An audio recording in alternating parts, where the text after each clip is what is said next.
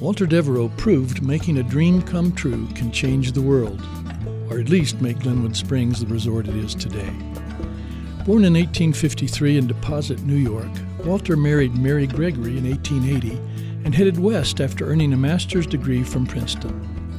In 1883, he became the manager and mining engineer for the Aspen Smelting and Mining Company, where he helped develop the silver mining industry. In addition, he helped start the Grand River Coal and Coke Company, leasing coal mines at Spring Gulch, Marion, Sunlight, and Newcastle.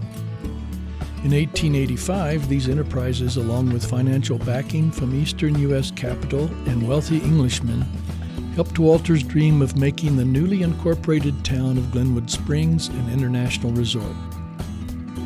Walter started fulfilling his vision by creating the Glenwood Light Company, building one of the earliest hydroelectric plants in the United States. Electricity would be needed to power his next three projects: Glenwood's Hot Springs Pool, the Vapor Caves, and the Hotel Colorado. Completed in 1893, the hotel was modeled after a Medici palace outside Rome with its Italian Renaissance U-shaped plan wrapped around a south-facing courtyard built to attract the European aristocrats. And what better way to keep satisfied such wealthy guests accustomed to the finer things of life than a game of polo?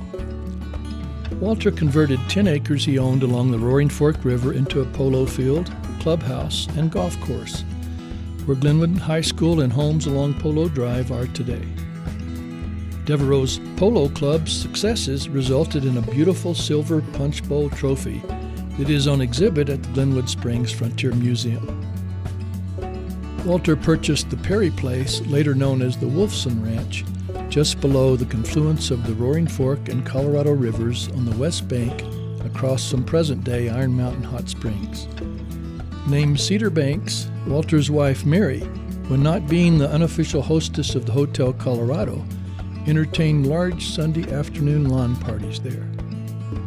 In 1895, Walter established an office in New York and spent summers at the Cedar Banks house.